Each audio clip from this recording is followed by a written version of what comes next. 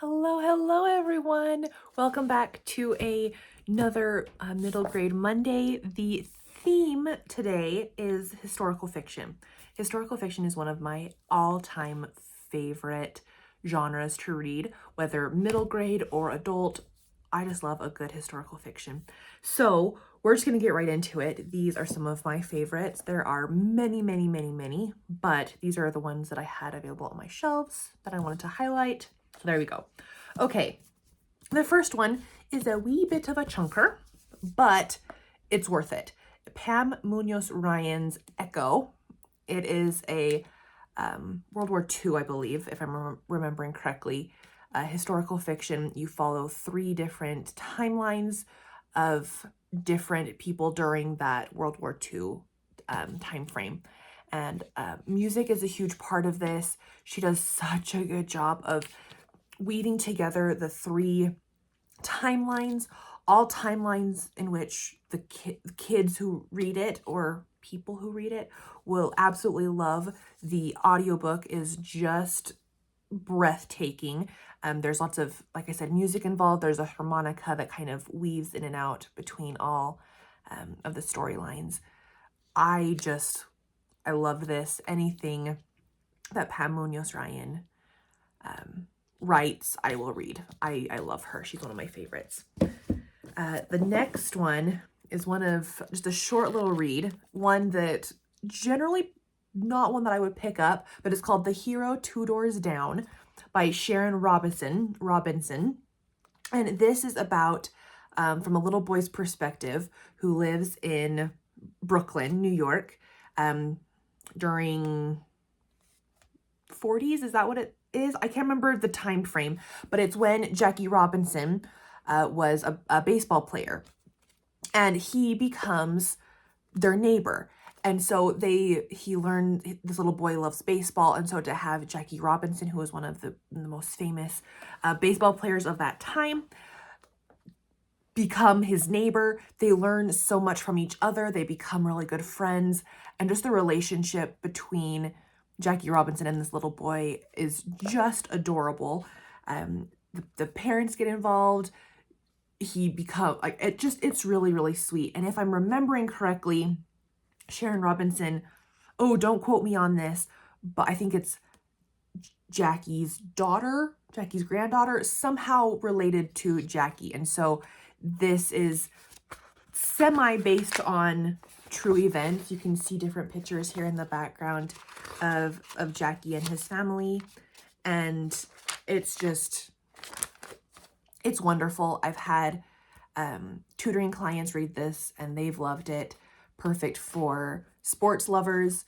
I'm not a huge sports lover overall, but I loved reading this and seeing that relationship between the two.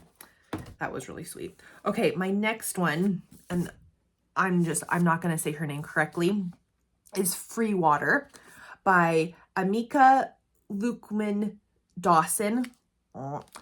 This won the Newbery a couple years ago, I think in 23, I think. I loved it. It's again on the chunkier side, but the chapters are really short. They're like a page or 2. And kids appreciate that. At least my little ones that have read this, they're like, oh, these chapters are so short. That's awesome. Anyway, this is about a slave community that have escaped their plantations, and they are surviving and sort of thriving in the wilderness. And this little boy who escapes his plantation ends up at Free Water, which is the place of the freed slaves. And he learns all these new skills, and then he wants to save his mom. And it really is a beautiful story. I loved it. And I've had students read this. I've had clients read this. They've all loved it. It is a really good story, and a historical fiction story on top of that. My next one, is spectacular, Lines of Courage by Jennifer A. Nielsen. This is, I believe, World War I. So this follows 4 different kiddos during that time and sort of their backgrounds, but then she weaves together these 4 stories, and 4 timelines is hard to weave together. It's not done very often because it is so tricky, but she does this beautifully. I completely loved it. It goes from there's a boy from Austria-Hungary, from Britain, from France, from Germany, from Russia. Oh, it's 5. I thought it was 4. It's 5 kiddos, 5 different kiddos. And all of them are interwoven so well. Truly a remarkable story. A little bit on the thicker side, I'm not going to lie, but it reads really quickly. So that's always good for kiddos. And now, this one was probably my favorite read of 2025. I absolutely loved it. So I have mentioned this in previous videos, but it's one that if I don't mention, it would be a wasted opportunity. The Lost Year by Catherine Marsh. Truly, truly remarkable. It is about the famine in Ukraine during the 1930s. And then modern day during the pandemic of 2020. And I was nervous going into this because I'm like, I lived through the COVID thing. I taught during that.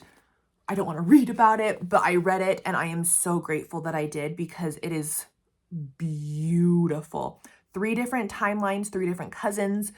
You see the story unfold before your eyes, and Catherine Marsh starts laying this perfect little, sort of Easter egg trail, and you realize, oh my goodness, is this really what's happening? And then you want to read faster because you're like, oh my goodness, this is what's happening. Incredible, incredible, incredible.